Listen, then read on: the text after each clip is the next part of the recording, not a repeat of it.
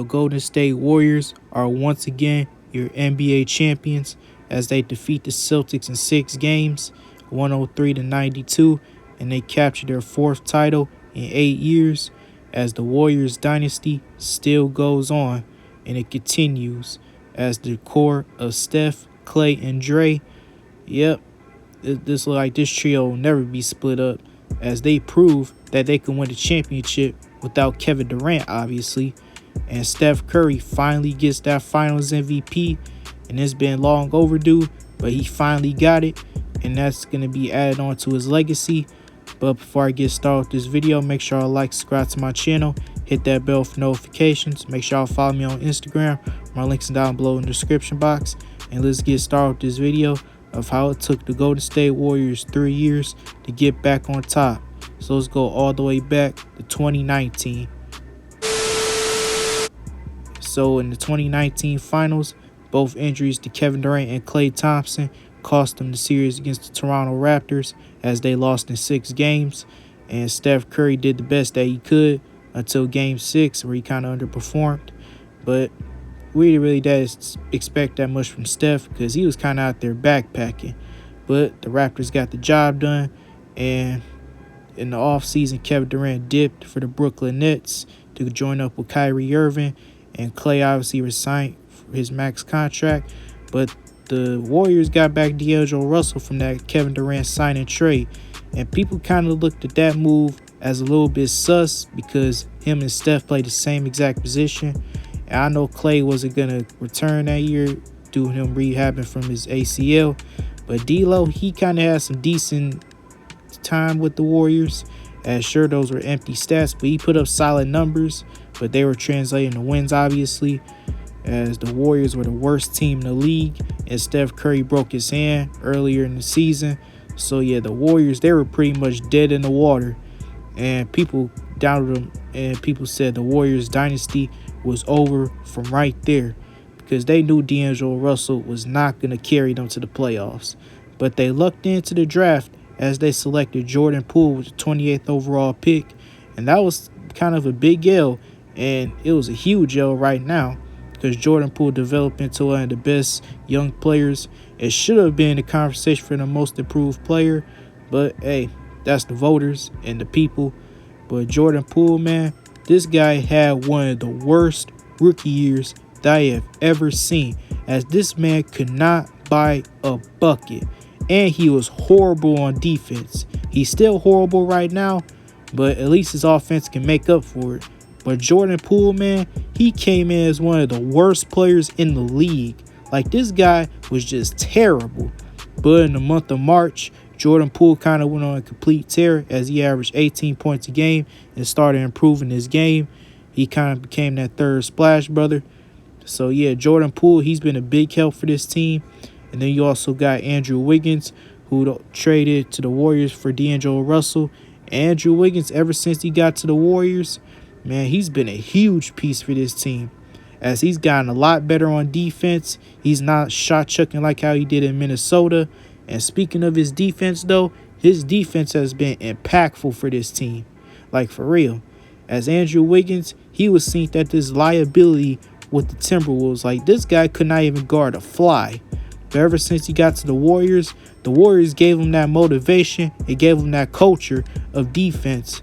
And that's why Wiggins is turned into one of the best two-way players in the league.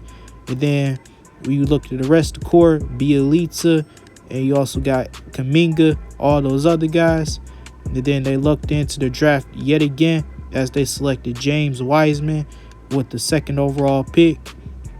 And James Wiseman, people kind of looked at that as a big pickup, as James Wiseman, all he needed to do is just block shots and grab rebounds, but he obviously didn't do nothing.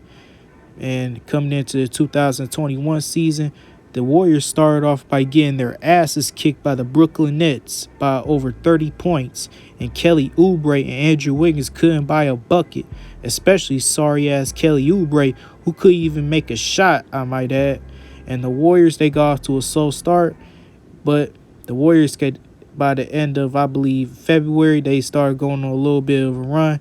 And Andrew Wiggins, he started improving as he averaged 18 a game, and his defense got way, way better. And then Draymond, sure, he wasn't the Draymond of 2016, but he was still impactful as he made first team all defense that year. But the biggest story of that year has got to be Steph Curry, as Steph Curry arguably had his greatest year if you're counting that unanimous MVP season. But Steph Curry led the league in scoring, averaged 32 a game on 46% shooting from the field and 41% from three. And the Warriors, sure, they missed the playoffs as they lost to the Lakers and the Grizzlies in the play-ins. But that shows that the Warriors, they have a lot of positivity because they were showing a lot of glimpses. And even without Klay, because their defense was still good and Steph Curry was obviously being Steph Curry. And if they would have had Klay, or at least this dumb play-in tournament wouldn't have existed, the Warriors would have made the playoffs that year. Like, for real. But they didn't, so I'm not the NBA commissioner, so I can't make the rules. But, hey, coming into the next year, the Warriors, they were set to be back as Klay Thompson was expected to come back mid-season. And Steph Curry's obviously going to be Steph Curry. And Draymond's obviously going to be Draymond. But the biggest improvements was obviously Jordan Poole and Andrew Wiggins, as Andrew Wiggins was an all-star starter, which I didn't agree with, but hey, that he was a starter. And the Warriors were the best team, or the second best team in the Western Conference. And Jordan Poole improved to 18 points per game. And the Warriors, I even made a video about them, of how they're the most dangerous team in the NBA, as the link is up there.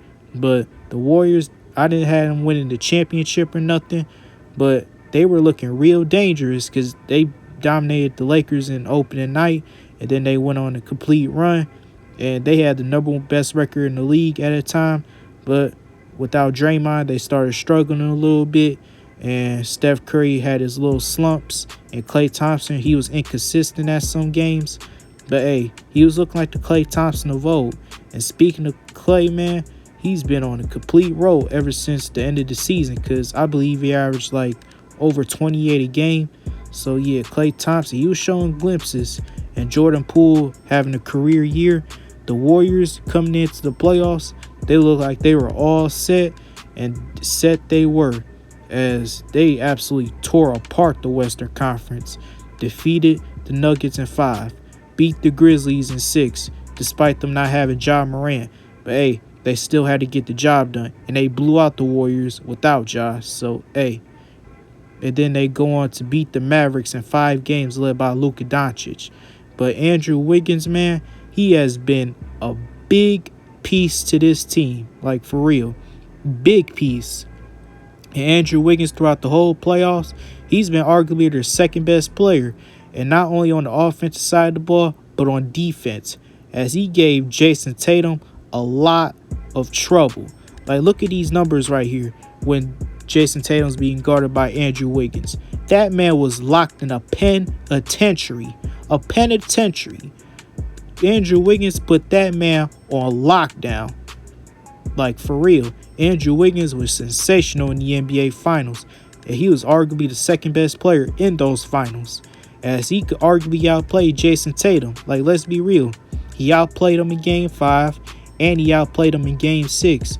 So big ups to Wiggins. After all those devastating years he suffered in Minnesota, he's an NBA champion. And let's get to Klay Thompson. And Klay Thompson, man, talk about the struggles. Because I had to watch Klay Thompson go through 2 of the worst year stretches in NBA history, as this man suffered a torn ACL in the 2019 finals. He was on verge of winning the finals MVP, but the basketball guys said, fuck no, we're going to tear your ACL, and that's exactly what happened, as Klay Thompson will miss the rest of the next season. And when people were just gasping up for him to come back the next year, guess what? The basketball guys said, let's tear his Achilles now. And now he suffered another season-ending injury, and people was like, damn, Klay suffered back-to-back devastating injuries, man. Is he going to come back the same player? But Klay Thompson came back, and sure, he wasn't like the Klay Thompson of old, but hey, he was showing glimpses. He was showing a lot of glimpses, especially towards the end of the season where he kind of went off. So yeah, Klay Thompson is not washed, so we need to cut that shit down. He had some couple of inconsistent games, but hey, he was still showing the Klay Thompson of old. He's showing that he's still the second greatest shooter of all time. Like, this ain't Bielitsa. This ain't Otto Porter Jr. No, we're talking about Klay motherfucking Thompson, a top 5 shooter of all time. Like, Klay Thompson is just nobody. He is still one of the all-time greats, and he should have been top 75. Let's be real. And now with a 4th championship added on to his resume, he is definitely top 75. And when top 100 list comes out, Klay better be on that list, because if he's not, yeah, there's going to be huge troubles. So shout out to Klay. This is definitely one of the greatest comeback stories in NBA history. And now let's get on to Draymond Green himself. And Draymond Green, I know we've been shitting on this dude, saying, yeah, the Warriors don't need him. All he got is a show. But yeah, Draymond Green shut that shit down. And Draymond has proven that he's still him, as he still plays great defense. And without him, and if he was never hurt and towards the end of the season, no cap, he probably would have been a top 3 defensive player of the year candidate. Because Draymond, he was showing a lot of glimpses. In the playoffs, he played amazing defense, especially on Nikola Jokic. Got a couple of big stops on him. So just shout out to Draymond Green. And he's showing that he ain't the 2016 Draymond Green, but he is still showing that he's still important to this team.